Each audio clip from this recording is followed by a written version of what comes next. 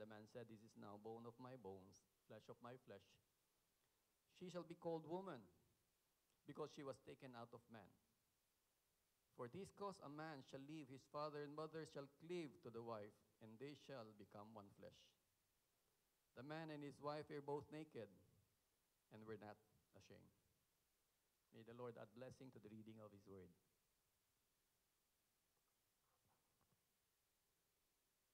These few verses na binasa natin from Genesis chapter 2, 18 to 25, you'll be amazed that there are many lessons here that we can learn. But at times, we tend to neglect it. Lessons that we really need, simply because marriage and family is the foundation of the society. Number one, it is God who designed marriage. It is not an invention of man.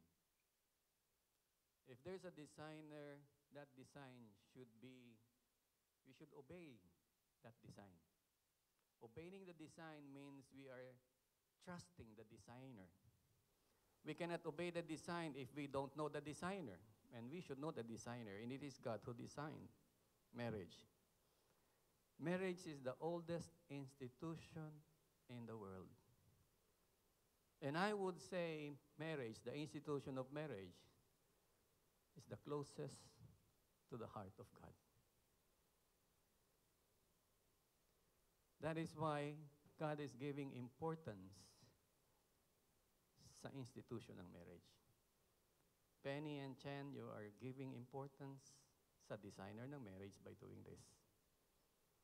It's very, very important. It's part of honoring your parents, but over and above that, it is honoring the designer. Ano ang heart ni God when we say the institution of marriage is closest to the heart of God? The oldest institution, simply because, sabi ko nga kanina, ang society, ang basic unit of society is family. And we should uphold family. The purpose is God's purpose, not ours. It is to reflect God Himself. Marriage should reflect the image of God. Man and woman has been created in the image of God. Two individuals coming together and becoming one, and that marriage and that family should reflect the image of God. That's one. And there are many purposes pa. Sabi, many years ago, when all those kingdoms, ang mga kings, they will align with other kings, and their children will get married for power, para mas malakas ang puwersa nila. Alam niyo ba na the marriage of a man and a woman, both families, is the expansion of God's kingdom as well? It should expand God's kingdom. Ang sabi doon kay Adam at kay Eve, and God blessed them, and God told them, be fruitful and multiply. Another purpose ng marriage is for multiplication. Penny, mag-usap tayo kanina. Baka magalit sa'yo si Chen. Sabi ko, batang-bata pa sila, 26 years old. Hindi naman sa nakikialam ako. May mga profession na mga bata ngayon at career-oriented. Pero going back, sabi ko, kung ako magdidesisyon at bagong kasal, sabi ko, dapat mag-anak ka agad. Makasunod kayo sa Diyos. Ngayon, matitipid ang mga mag-asawa. Number one, late na mag-asawa ang mga kabataan ngayon. 36, 37. Doktora, madami kang pasyente, mga ewan ko kung anong edad. Pero sabi ko nga, ang sabi ng Diyos, ang bilin ng Diyos, be fruitful and multiply. Sa pag-multiply, ang sabi sa Bible, you will multiply your kind. Di ba? Ang seed, mango, fruit, seed, what will produce the seed? Mango trees. Animals, horse will produce horse. Penny and Chen, both of you created in the image of God. Be fruitful and multiply. Anong dinedesire ni God? God is desiring godly offsprings. Kaya nga sabi ko, multiplication or expansion of God's kingdom. Ilang bang anak ang plano niyo? Huwag kayong sasagot, I'm just asking. Tama na yung mga 7. Maganda yung number na 7, no? Completion eh. Meron pa bang nag-aanak ng 7 ngayon? Wala na, no? Wala na. Kami, 7 magkakapatid kami. Ang saya. Sad to say, 3 lang ang naging anak ko. At pagkaraan ng ilang panahon, emptiness na kami. Well, it's true, God will bless you. And I pray that as God bless you, you'll be a blessing to the society simply because in and through you, you will produce godly offsprings. Yun ang nais ng Diyos. At magaganap ang godly offspring if you will be true to your vow this afternoon. You'll be faithful sa ating Diyos and you'll be faithful with one another. Look at around you kung anong klaseng kabataan meron tayo ngayon. In the image of God ba? Ladies, kayo ang mahihilig sa mga babies, right? Ang mga lalaki mahilig sa cars, computer games. Pag nakakita kayo ng baby, at nakita niyo yung baby, saan niyo kino-compare? Ay, mukhang anghel. Di ba mukhang angel? Bawat babies na makita mo, wow, mukhang angel. Pag sinabing angel is halos sasabihin mo, malapit yan sa wangis ng Diyos. But the problem is, habang lumalaki itong baby nito as they grow up, then teenager na. And then nando doon yung they pout, they shout, they rebel, they disobey their parents. Tapos at times, sad to say na ang mga parents papatawag pa ng guidance sa school. May problem. Ano ang sabi ninyo pag nito na ang mga bata? Itong batang to mukhang tinutubuan na ng sungay. Kaninong wangis ngayon yun?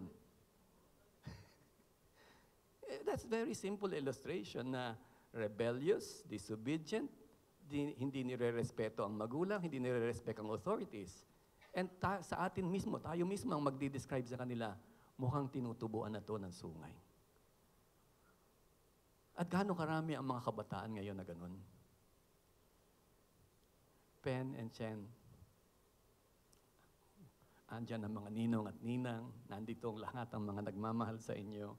Kami ay nandito to support both of you to be true to God, be faithful. It is to bless you, for you to become fruitful. I just want to remind everyone, and Pen and Chen, starting well is good. But the most important thing is ending well. Ending well up to the very end na makikita nyo na, I believe malungkot si Daddy, si Mami, si Doc Melo, Dr. Jackie, si Sir Perry, and Ma'am Karen. But it is our responsibility bilang parents to prepare you to face the world and to connect you to God, who is the designer of marriage. Designer of marriage is between a man and a woman. Don't be confused. It is God's design in order for you to reproduce His kind. Now, I pray na para maganap ito at ito din ang nais ng mga magulang ninyo na, tama na yung 7, dalasan nyo ang dalaw sa kanila. Dalin nyo ang inyong mga anak para masyahan ang inyong mga magulang. Makita nila so that they will see their grandchildren grow up in the fear and knowledge of God as well. And I believe God will bless you as you honor Him. Ang guidelines naman natin is very simple. Don't be confused. Don't be confused by the world. Ang mundo, we take the marriage institution lightly. Hindi tayo maliligaw dahil may guide tayo. The Bible is the manual of life. God created us, and He has given us the manual. A very simple, this is the instructions manual. If you have a Toyota car, you will have a Toyota manual. And your manufacturer is Toyota. Now, if you have a Mitsubishi car, at ito ay nagkaroon ng diferensya, you don't consult the Toyota manual. You consult the Mitsubishi manual. Ngayon, pag nasira yung Mitsubishi car mo, consult mo yung Mitsubishi manual, at pag hindi mo na makita dun sa manual, where do you go? You don't go to the Toyota manufacturer.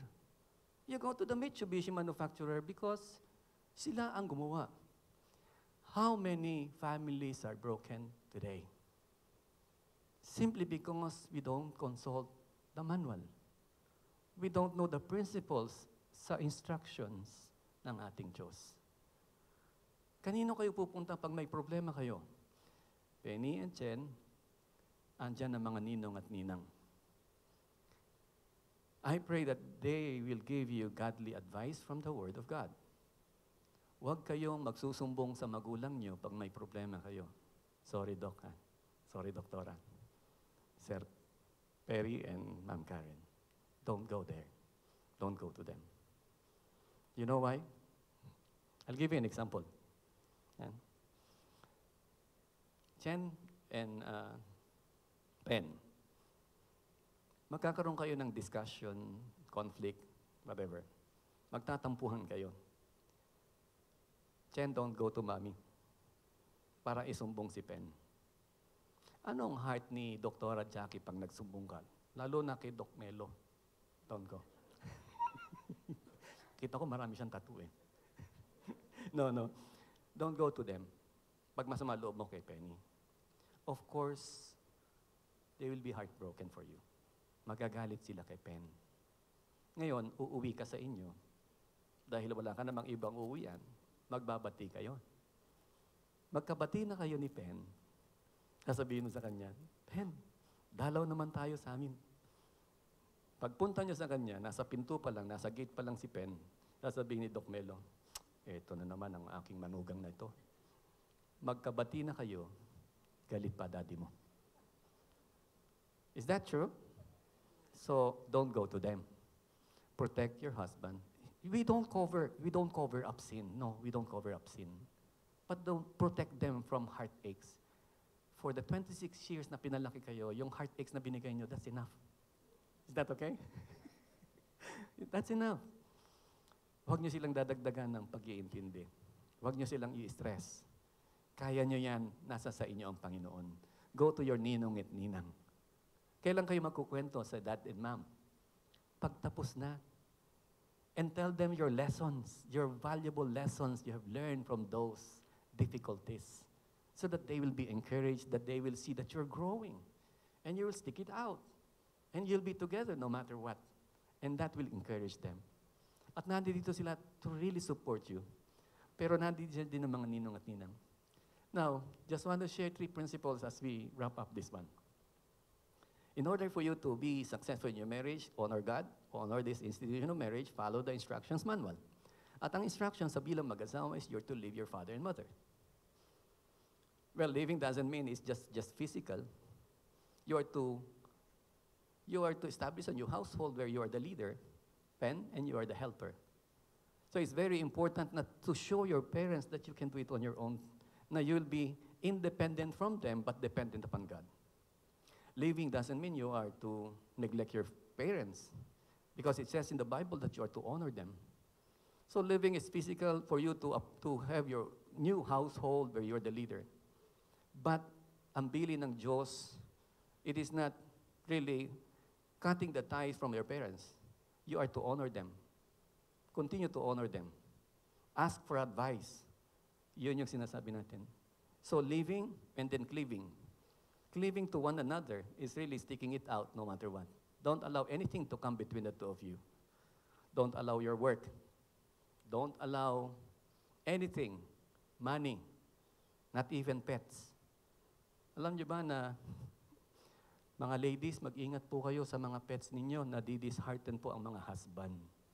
Kasi yung husband, magpapagupit 50 pesos, 100, tapos yung pet ninyo, pagugupitan nyo ng 800. Parang nadi-dishearten ho ang mga husband pag ganon. Pagbibigay importansya.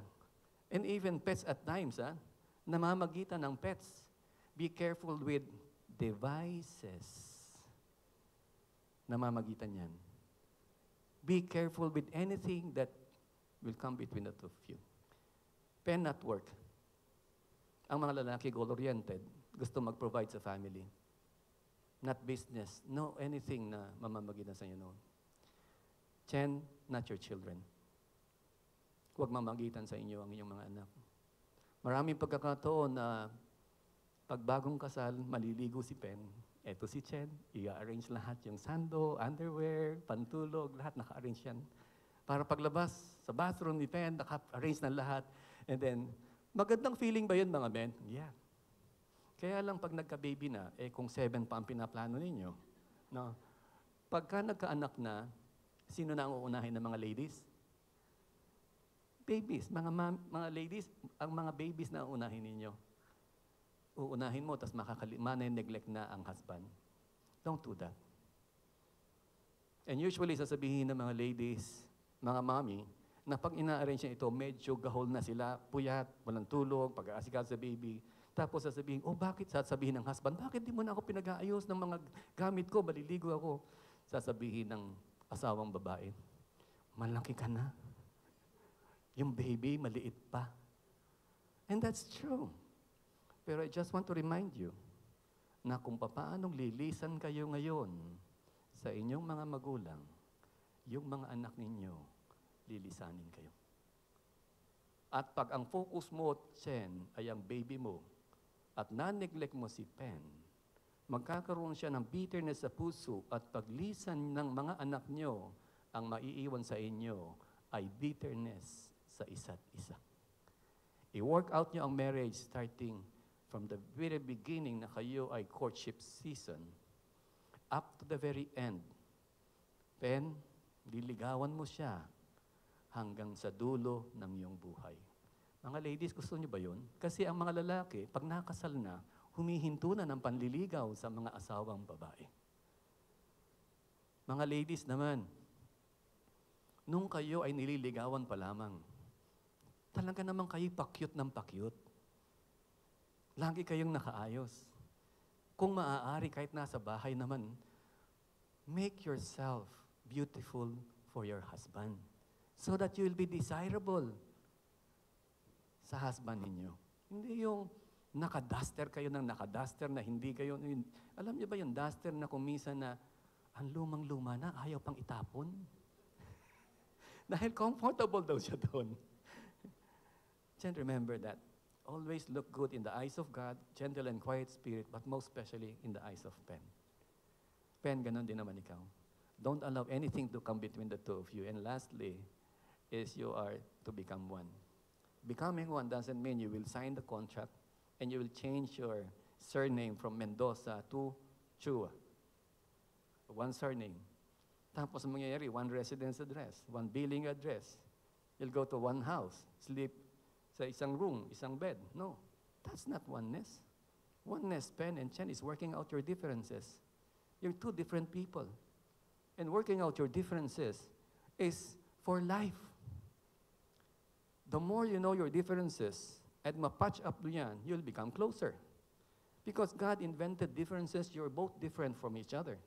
And you are to discover this pag magkasama na kayo. Hindi ko alam dito kung sino ang matipid sa paghahandle ng pera at sino ang hindi masyadong matipid.